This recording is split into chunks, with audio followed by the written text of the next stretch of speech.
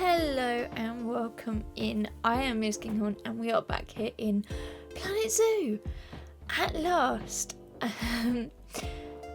Yeah, this took a while, which I was not really expecting or planning for. So what you're seeing here is probably take number 7, 8. Yeah. Okay, go back. My process of how I do things. I kind of come up with an idea, but I have a look, like I know what animal I'm going to be building for, so I have a look at what other people have done, so I don't do anything similar. So I'm purposely trying not to, like, copy any other creators or do anything kind of very similar or something like that. And I thought, oh, nobody's done like a big Avery kind of thing for the Jaguars, which is usually how they are in zoos. So I thought, well, let's do one. So then having a look around at different zoos, different sort of Averys, different styles, I came across one at London Zoo. I think it's actually just being changed, done up or something, in there, right over at the far back. And I kind of took inspiration from that. When I say inspiration, I literally mean inspiration. I have not copied it. There was no way, Jose, I was ever going to be able to copy it in game. Anyway, so yeah, that was the plan, and I went round and round and round, and I tried to get it to work, and I struggled, and anyone who knows me, and especially if you've been watching me when I'm live on Twitch, you'll know that if I don't get it by a certain point, if it doesn't feel right, I can it. I just delete it and we start again. And we go again and we start again and we delete it. And essentially that's what happened. This in here, I think the recording of this version here, when I put all of this into the editing software, was around about 5 hours. A lot's been cut, don't worry. But overall, I must have spent like 15 hours researching, recording, deleting, researching, recording.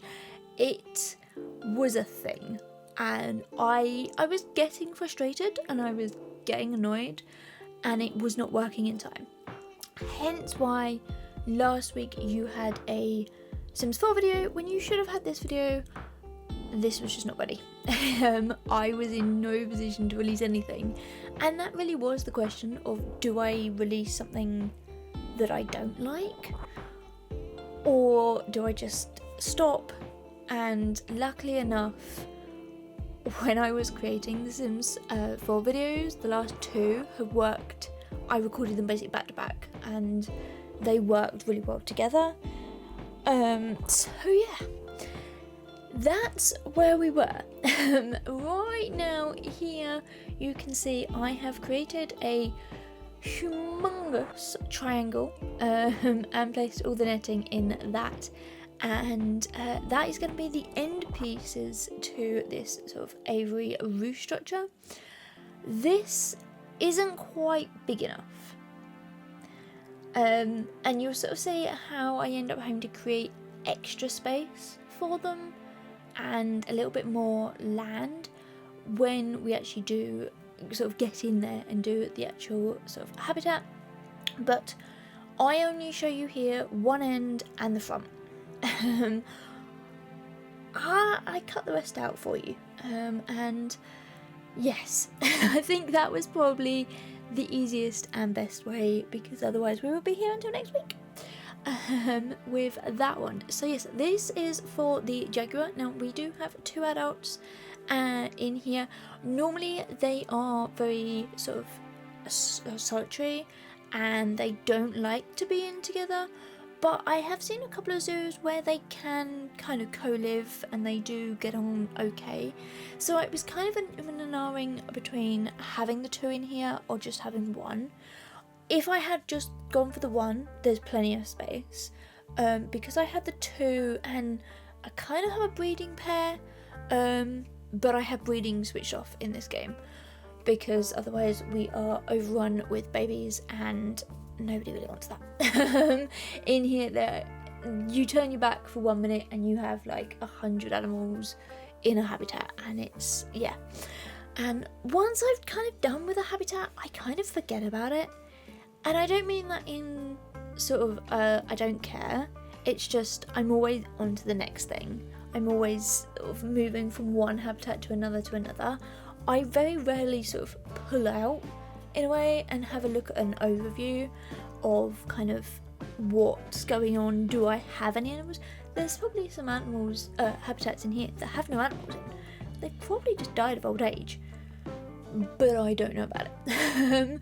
I mean, when we get to the tour at the end, I will make sure that every habitat has at least like 2, possibly 1 depending on what habitat it is, in there, so that it kind of makes a little bit more sense when we do that at the end. But that is at the end, which weirdly enough is only gonna be in, I think I've scheduled another like 4 habitats or 4 videos in Planet Zoo here.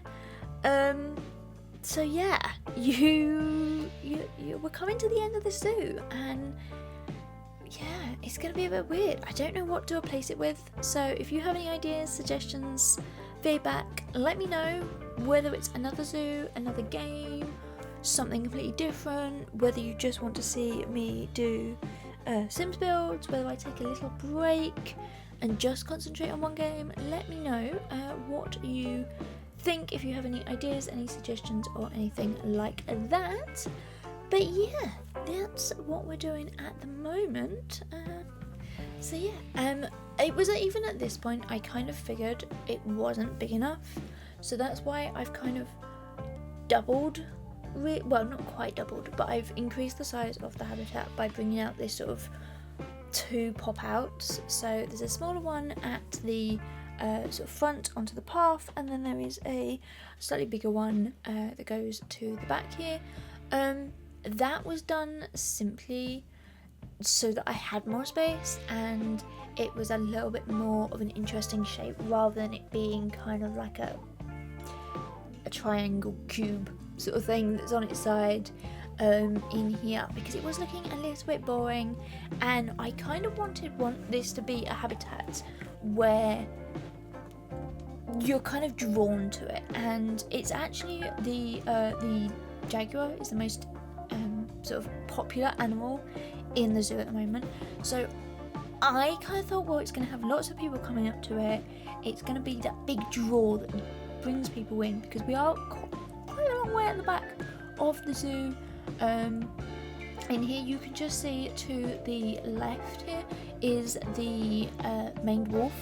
It's kind of just off to the side of that. We've kind of got this big sort of like wood area that kind of comes up throughout the middle of the zoo, kind of between the Cream Family Farm. So if anyone has been watching from the beginning, if you haven't, why not check out the card in the top corner.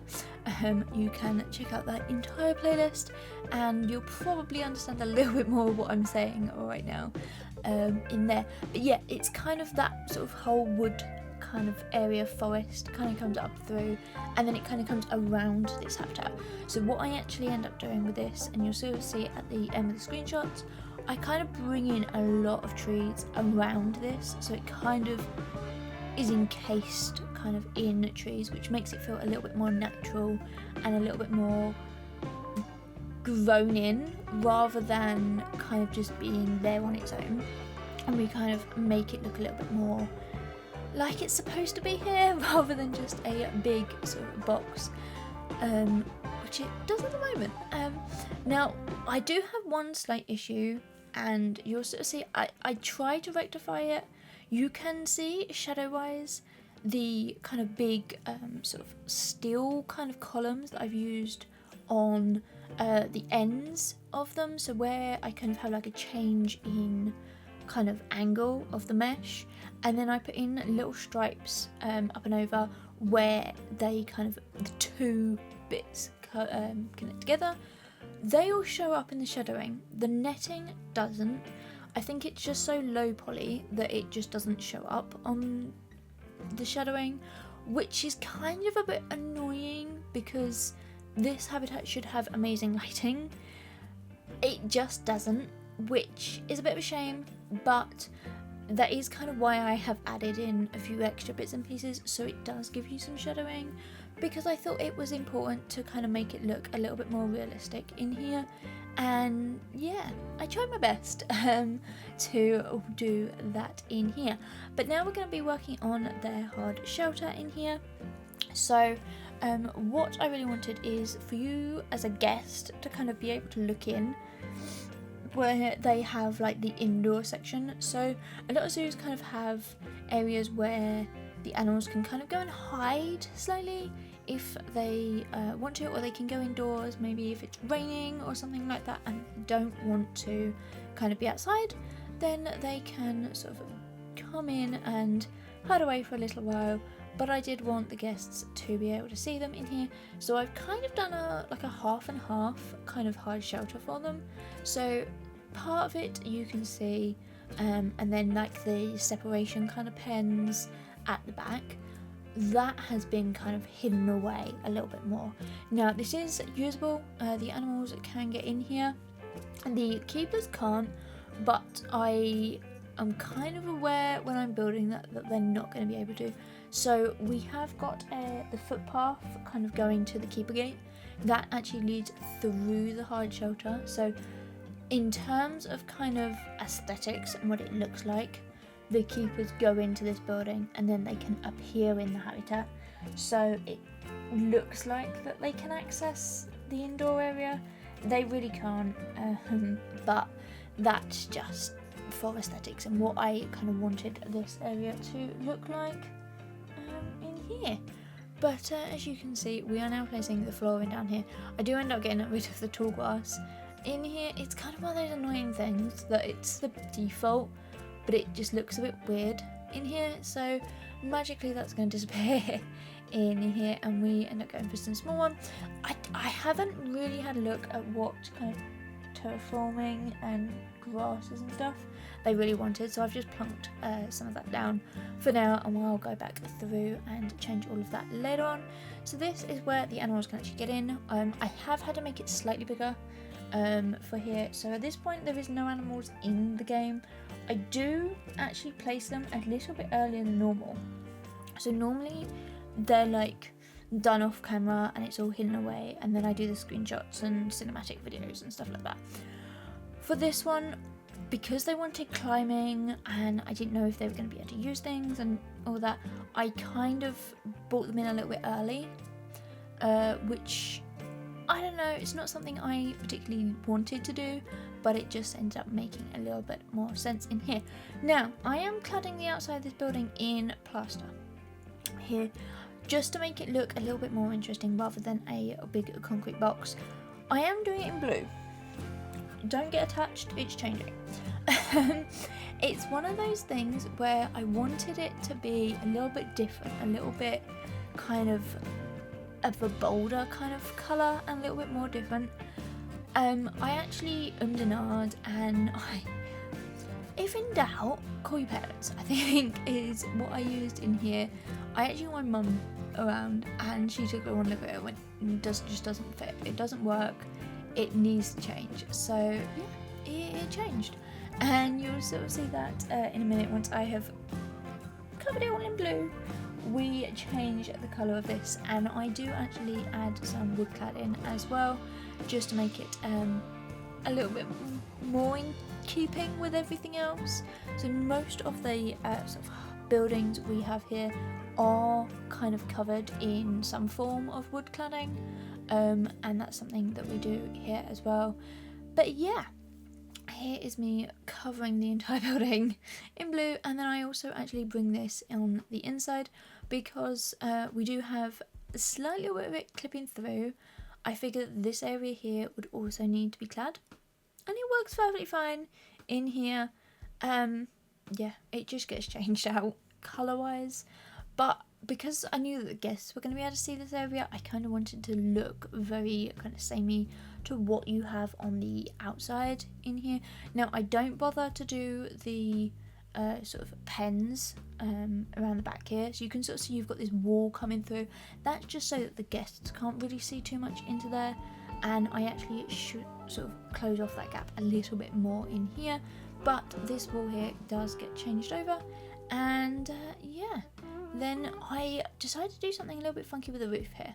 So yeah, I kind of and ahed, and I decided to go for these sort of half wall pieces, sort of in a round kind of shape, and I thought it made a really nice kind of pattern on here, a little bit different, a little bit more of a sunshade rather than anything else. Obviously at this moment the lighting is kind of hitting it front on, but I figured a nice kind of change in there, it would give you a little bit more kind of coverage and a nice little area to sort of stand as a guest and have a look at these animals in here. And we have a nice little education board in here as well. Now yes, I have made a custom one of those, I just don't show you in here. So this is now the colour we went for. It is the same brown that we've used pretty much throughout the zoo. It's usually one of the wood colours that we use, and then we are back to my Indonesian wood. I love this bit. This sort of hole, because it's also textured, it's got a nice kind of grain to it as well. I think it all really works in here. And then we're kind of going for a half sort of wall in here. So these are just the 2 meter sections in here. Now this I think is actually like a 6 meter high building, which gives you a nice bit of height in here for the animals if they're climbing and doing things like that as well. But that is basically this section here done. I have gone around all of the building on the outside of the habitat and clad all of that in. I just don't show you it because the lighting was so dark. It just made more sense to kind of just do the bits you can see rather than coming through and doing all of the hard bit stuff there in the dark. Now I have also at this point placed down the pathing, the sort of plaster that we've got on the floor throughout this whole area, because the paths just don't really work 100%. They're kind of a little bit all over the place because we have water, we have drops in terrain and things like that. It was quite hard to actually get them in the right area. And I have also placed in a small little separation fence and some planting. Yeah, I told you this took a while. I think in total I deleted about an hour and a half in the middle of recording in one foul big swoop, because I just knew I had so much that there was no way I was going to ever be able to get it in here. So yeah, but now we're coming through in here and actually working on the interior of Avery. So I have also done the interior of the hard shelter. You'll see that in the cinematics and the screenshots. It's pretty similar to what I have done in other buildings in there.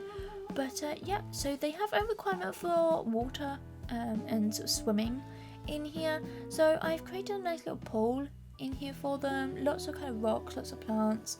I have to be honest, it took me forever to actually get the animals in the water. Trying to take screenshots of them was not really easy. Normally, if I want that one shot, I would just like move an animal so it's like right there and you can kind of fake it in a way. But to actually get them in the water, I think they got in, walked across and got out, and I think I had like maybe 3 seconds. I was just like, that's just not gonna work in here. So I think there is one shot of it just getting out, because by the time I was in the right position to actually take the photo, they had gone. Anyway, that's all in there. So I knew I wanted lots of height. This habitat is tall. It's not that tall that it would allow me to place any kind of tree anywhere I wanted, and you'll see that when I actually place the trees at the end. It did actually prove quite difficult, but I knew I wanted different heights because this habitat is flush to the floor.